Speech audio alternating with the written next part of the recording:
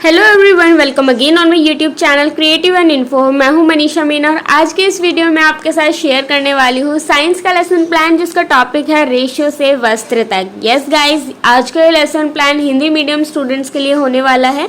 अगर आपने अपने बीएड या फिर डीएलएड जो भी आप टीचिंग प्रैक्टिस कोर्स कर रहे हो उसमें आपने साइंस विज्ञान एज अ टीचिंग सब्जेक्ट लिया है तो आज की वीडियो आप लोगों के लिए बहुत ही ज़्यादा हेल्पफुल होने वाली है। मैं उम्मीद करती हूँ मेरे लेसन प्लान आपको पसंद आएगा और मैं ऐसी होप करती हूँ कि आप मेरे चैनल को सब्सक्राइब ज़रूर करेंगे, प्लस आप कमेंट करेंगे एंड मेरी वीडियो को लाइक करेंगे एंड शेयर ज़रूर करना। सो स्टार्ट करते हैं आज की वीडियो। सबसे पहले आप लिखते हैं पाठ योजना, उसके बाद आप ऊपर इस तरीके से सीरियल नंबर डालेंगे। जैसे कि आप देख सकते हैं ये मेरी फाइल का 4th नंबर का पाठ योजना है, इसीलिए मैंने पाठ योजना 4 लिखा है। उसके बाद छात्र अध्यापिका का नाम आता है जिसमें आप अपना नेम लिखेंगे, देन उसके नीचे विषय और फिर उपविषय रेशियो से वस्त्र तक। देन राइट साइड में हम लिखते हैं कक्षा जो कि हमारी है 7th, दिनांक हम नहीं लिखते हैं, फिर आता है अवधि जो कि हमारी है 30 मिनट। 30 से 35 मिनट जो होता है आपकी एक क्लास का एवरेज टाइम ड्यूरेशन रहता है, तो हम 30 to 35 मिनट की एवरेज टाइमिंग लेके ही अपनी जो लेसन प्लानिंग है वो करते हैं। उसके बाद हम लिखते हैं विशिष्ट उद्देश्य जो कि हमारे पर्टिकुलर टॉपिक से रिलेटेड होते हैं। जैसे कि आपको पता है कि आज का हमारा टॉपिक है रेशियो से वस्त्र तक, तो आज के ये जो हमारे विशिष्ट उद्देश्य हैं ये हमारे इसी टॉपिक से संबंधित हैं कि हम कक्षा 7वीं के छात्रों को ये टॉपिक क्यों पढ़ा रहे हैं, उसके पीछे हमारा क्या उद्देश्य है, तो जानते हैं। छात्र रेशो के बारे में जान सकेंगे। सेकंड, छात्र वस्त्र बनाने की प्रक्रिया को जान पाएंगे। थर्ड, छात्र जंतु रेशो को समझकर उसकी व्याख्या कर पाएंगे व उससे संबंधित ज्ञान का प्रयोग वे अपने दैनिक जीवन में कर पाएंगे। ओके, इसके बाद हम लिखते हैं सामग्री, जिसको हम बोल सकते हैं टीएलएम, शिक्षण सहायक सामग्री। रेशो के प्रकारों को प्रदर्शित करता है एक चार्ट, तो यहाँ पे बेसिकली हम चार्ट पेपर जो है वो हमारा टीएलएम है। वैसे तो आपका जो ब्लैक बोर्ड है, चॉक, डस्टर, एवरीथिंग वो भी हमारी क्या है टीएलएम है, बट ये जो हम चार्ट यहाँ पे यूज़ कर रहे हैं ये स्पेसिफिक टीएलएम है जो हम इस पर्टिकुलर टॉपिक को पढ़ाने के लिए यूज़ कर रहे हैं। अदरवाइज शाम पट, ब्लैक बोर्ड, चॉक, डस्टर ये तो कॉमन टीएलएम्स हैं जो हम सभी सब्जेक्ट सभी क्लासेस में यूज़ करते हैं। शिक्षण विधि मैंने यहाँ पे नहीं लिखा है, सॉरी फॉर दैट। शिक्षण विधि में आप लिख सकते हैं व्याख्यान विधि और प्रश्नोत्तर विधि। उसके बाद हम हेडिंग देते हैं पूर्व ज्ञान कि बच्चे को टॉपिक से संबंधित बेसिक नॉलेज, प्रीवियस नॉलेज है या नहीं है। सो बच्चे वस्त्र के बारे में सामान्य जानकारी रखते होंगे। क्लास 7th के स्टूडेंट से हम इतनी उम्मीद कर सकते हैं कि उन्हें कपड़े की थोड़ी बहुत बेसिक नॉलेज होगी कि गर्मियों में हम किस तरीके का कपड़ा पहनते हैं, सर्दियों में हम किस तरीके का कपड़ा पहनते हैं, वो किस से बना होता है। गर्मियों का कपड़ा पतला होता है, सर्दियों का कपड़ा मोटा होता है, तो वो इस जो डिफरेंस है, जो अंतर है उसको समझते होंगे। उसके बाद हम लिखते हैं प्रस्तावना, जिसमें हम जो हमारा प्यूपिल टीचर है, छात्र अध्यापिका है, वो बच्चों से कुछ क्वेश्चंस पूछती है और उनके प्रीवियस नॉलेज की टेस्टिंग करती है। तो फर्स्ट है क्रम संख्या, उसके बाद हम लिखते हैं छात्र अध्यापिका क्रिया और फिर संभावित उत्तर। तो हमारा पहला प्रश्न है मनुष्य की मूलभूत आवश्यकताएं क्या हैं। तो बच्चे आंसर करेंगे भोजन, वस्त्र, आवास। ये क्या है, हमारे बेसिक नीड्स हैं जो बच्चे को चाहिए। कहते हैं ना रोटी, कपड़ा और मकान, बस यही चाहिए। देन सेकंड क्वेश्चन है वस्त्र किससे बनते हैं, तो रेशो से बनते हैं, फाइबर से बनते हैं, बच्चों को इतना पता होगा। देन रेशो से वस्त्र बनने की प्रक्रिया को क्या कहते हैं। अब बच्चों को ये तो पता है कि कपड़े कैसे बनते हैं, किससे बनते हैं, बट वो जो प्रोसेस है, जो प्रक्रिया है, उसको क्या कहते हैं, कैसे होती है वो प्रक्रिया, उसके बारे में बच्चों को नहीं पता होगा। तो ये हमारा समस्यात्मक प्रश्न है, प्रॉब्लमैटिक क्वेश्चन है। इसी को हम कनेक्ट करेंगे और अपने टॉपिक की अनाउंसमेंट करेंगे, जिसको हम बोलते हैं उद्देश्य कथन। बच्चों, आज हम रेशो से वस्त्र बनाने की प्रक्रिया का विस्तृत रूप से अध्ययन करेंगे। फिर उसमें हम लिखते हैं प्रस्तुतिकरण, यहाँ से हमारी एक्चुअल क्लास जो है वो स्टार्ट होती है। तो प्रस्तुतिकरण में आप इस तरीके से टेबल बना लेंगे, पहला क्रम संख्या, फिर शिक्षण बिंदु, देन कक्षा कक्ष क्रियाकलाप एंड मूल्यांकन। जो आपका छात्र अध्यापिका क्रिया है, छात्र क्रिया है, शाम पठ्य कार्य है, हम इन तीनों को ही कक्षा कक्ष क्रियाकलाप के नाम से एक ही कॉलम बनाते हैं और उसी में इसको लिख देते हैं।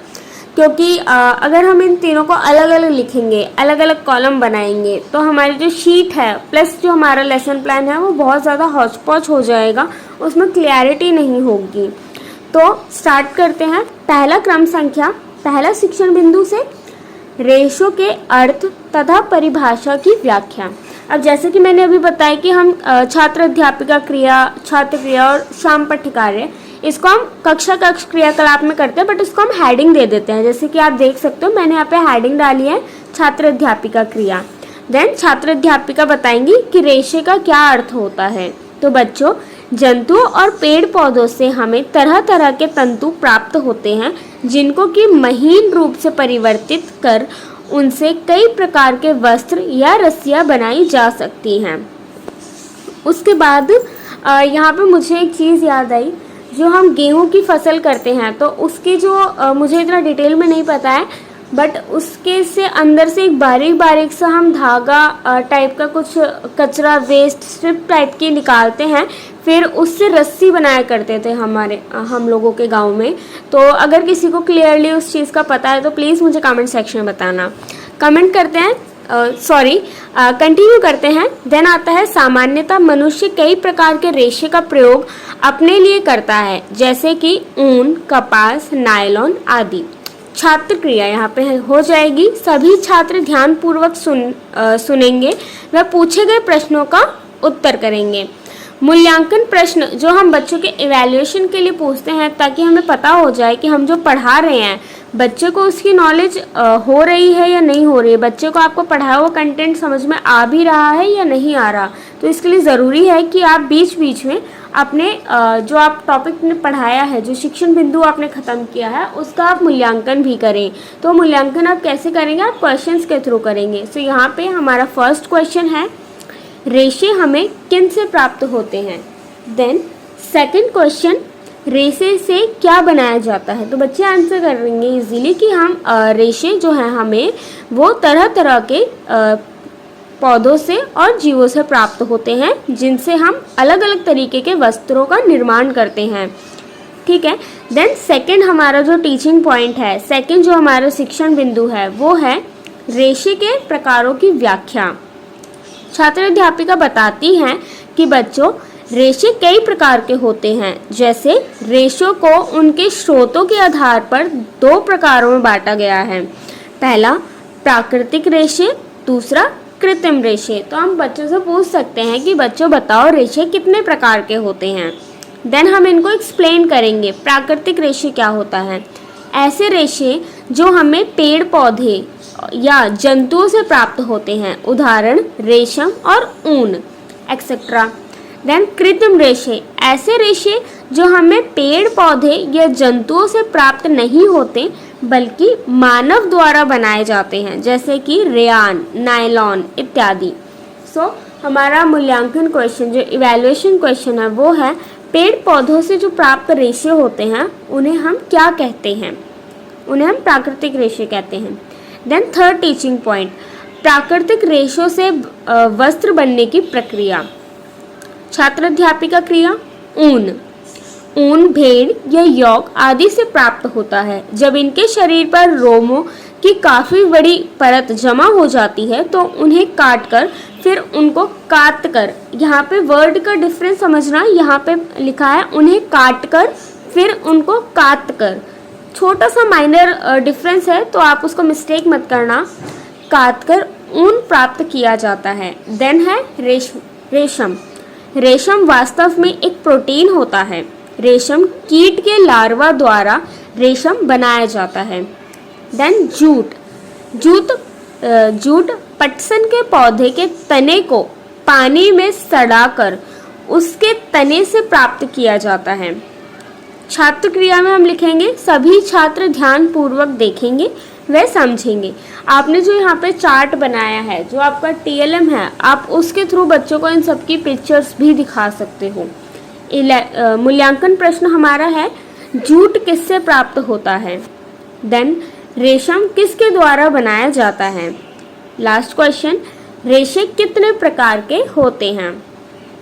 उसके बाद आप अपनी क्लास को ख़त्म करने से पहले एक बार रिकैप्चुलेट करेंगे अपनी क्लास को, जिसको हम बोलते हैं पुनरावृत्ति। तो इसमें आप बच्चों को कुछ एक्टिविटी करा सकते हो या फिर आप बच्चों से कुछ क्वेश्चंस पूछ सकते हो, ये आपके ऊपर डिपेंड करता है। तो फर्स्ट हमारा क्वेश्चन है, रेशे हमें जंतुओं पेड़ पौधों से प्राप्त होता है। सेकंड, रेशे से हम वस्त्र व रस्सियाँ बनाते हैं। रेशे दो प्रकार के होते हैं, प्राकृतिक रेशे और कृत्रिम रेशे। यहाँ पे हमने क्वेश्चंस ना पूछ के जो हमने आज की क्लास में पढ़ाया है, जो डिस्कस किया है, जिन बिंदुओं पे हमने चर्चा की है, हमने शॉर्ट में उन सभी बिंदुओं को एक बार बच्चों को बता दिया कि हमने आज इन टॉपिक्स के ऊपर बात की है। उसके बाद हम लिखते हैं अधिगम विस्तार, जिसको हम होमवर्क बोलते हैं। बट अब हम उसको होमवर्क टर्म हम उसके लिए यूज़ नहीं करते हैं, क्योंकि जो होमवर्क होता है बच्चे उसे अपने ऊपर ऐसा बोझ लेते हैं कि अरे यार टीचर ने होमवर्क दे दिया, कौन करे। बट नहीं, जो हम बच्चों को एक्स्ट्रा काम देते हैं जो उनके पढ़ाई से रिलेटेड होता है, वो बहुत ज़्यादा इंटरेस्टिंग भी हो सकता है अगर आप उसे थोड़ा क्रिएटिव करके दें। तो इसीलिए हम उसे होमवर्क ना बोल के अधिगम विस्तार बोलते हैं, लर्निंग एक्सटेंशन, जिसमें मैंने लिखा है कि भारत के किन किन राज्यों में कपास की खेती की जाती है, उनकी सूची बनाई है। तो ये बच्चों के लिए इंटरेस्टिंग क्वेश्चन है कि भारत के कौन कौन से ऐसे स्टेट्स हैं जहाँ पे कॉटन कपास की खेती की जाती है।